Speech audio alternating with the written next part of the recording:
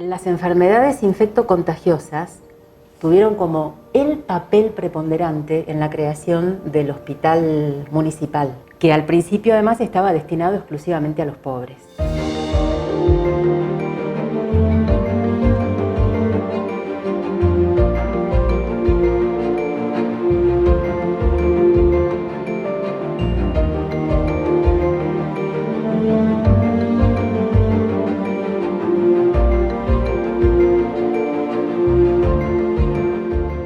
En 1901 se crea el pueblo de Comodoro Rivadavia. Crece y comienzan a crecer sus necesidades. La gente se enferma y son los pobres los que están desprotegidos. Nace entonces la urgencia de un hospital que pueda atenderlos. Transcurre el año 2021. El pueblo ha progresado y es otro el contexto, pero aún existe la necesidad de que este servicio llegue a todos sus habitantes. La salud y la enfermedad son estados que igualan a todos los seres humanos. ¿Y por qué las infectocontagiosas? Porque primero, toda enfermedad pone en jaque a la sociedad. ¿De qué se trata esto? ¿Qué peligro se corre? ¿Corre riesgo la vida de toda la población, de alguna? Y una de las enfermedades más severas que se sufrían en aquel momento, tenemos por un lado las venerias, pero como la transmisión es sexual es como más acotada.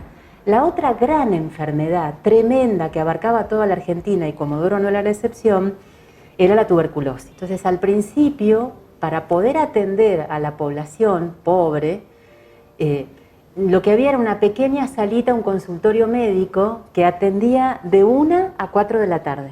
Ese era todo el horario. ¿Y por qué a los pobres? A ver, si estamos hablando de 1919, por ejemplo, cuando empieza esta primera salita, ya tenemos algunas asociaciones de socorros mutuos de los inmigrantes que les prestaban el servicio, ya sea porque ellos estuvieran adheridos y de esa manera lograban la cobertura, como por ejemplo la Asociación Española de Socorros Mutuos. Después tenemos todo el mundo de los campamentos petroleros, entonces quedaba siempre un grupo de personas que tenían suficiente dinero para afrontar ir a un consultorio privado de la ciudad y pagar su servicio de salud ante cualquier situación, y los que no.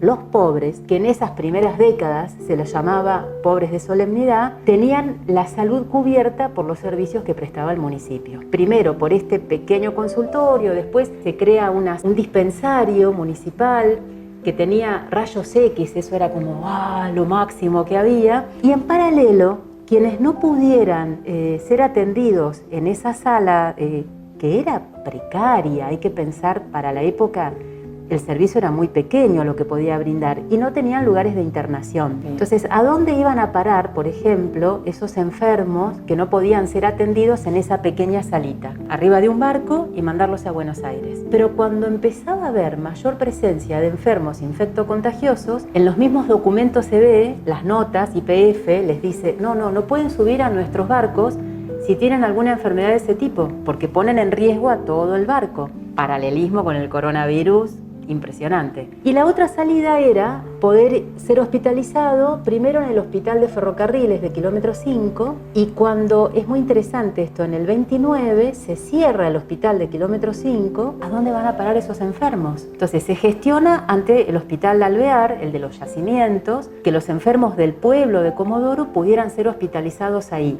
Pero en ese momento se empieza a activar la construcción del hospital. Es a partir del cierre del hospital del 5 donde se hace más evidente que el pueblo necesita un hospital donde pueda tener internado. Cuando yo era chica, ir al hospital era de pobre. Y siempre me cuestionaba por qué estaba como esa sensación de que porque el origen de los hospitales en Argentina es para los pobres, para los que no tienen otro medio de subsistencia que un pequeño salario. Pobre, no necesariamente indigente, sino aquel que vive de su salario y le alcanza para lo mínimo. Es un fenómeno que se da en la ciudad, pero que también es de toda la Argentina. Y contemos de que en el municipio, por aquellos años, había todo un registro de quiénes eran pobres. Había que ir con la libreta de pobres para atenderse. ¿Y qué pasa con las enfermedades infectocontagiosas y cómo es que empieza a crecer este hospital y a mantener su servicio, ¿no? Cuando se empiezan las gestiones para tener el hospital, se empiezan a formar hasta comisiones de vecinos. Por supuesto, vecinos destacados. El presidente de la comisión es, por ejemplo, el doctor Pilipzú, que fue el primer médico que llega enviado por el Departamento Nacional de Higiene cuando se habilita una de las primeras salas. Y ahí participan también, es muy interesante de verlo, los presidentes de las asociaciones de socorros mutuos, de las distintas asociaciones de inmigrantes, porque se dan cuenta que hay un montón de población que queda desatendida. Y el hospital finalmente se inaugura en 1936, con otro nombre y demás, pero completo lo tenemos inaugurado en 1938. En la calle Urquiza, donde funciona actualmente la Casa del Niño. ¿Qué detalles podemos contar de aquel primer hospital que es el que antecede al hospital regional? Bueno, al principio, pese a que la urgencia era tener un lugar donde atender a los enfermos pobres y además el gran riesgo de las enfermedades infectocontagiosas, no estaba el pabellón de los infectocontagiosos. Eso se logra recién al año siguiente de la inauguración del hospital.